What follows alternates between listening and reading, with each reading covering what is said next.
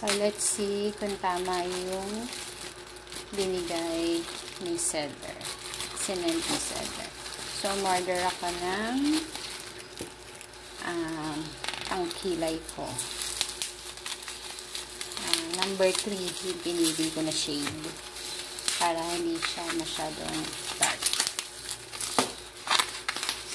Ilang beses na rin akong umorder ng ganitong eyebrow. Pero, bago dito sa seller na to. So, napakapal ng packaging niya kahit na 15 pesos lang to. Hindi siya nagtipid sa bubble wrap. So, ito. Naked 3. Trusted ko na talaga tong eyebrow pencil brown na to. Like this.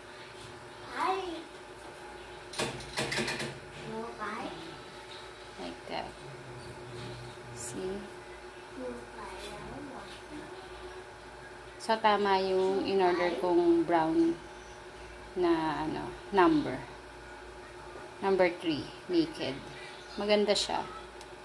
Sa mga hindi sanay ng sanay lang sa pencil, maganda po itong naked na brand. Number 3. So, free shipping ko siyang nakuha, 15 pesos lang. Abangan nyo nga lang yung sale sa Orange Apps. Ayan.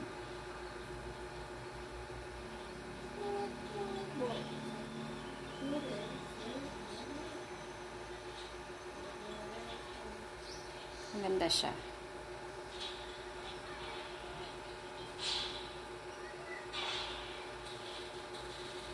Meron din siyang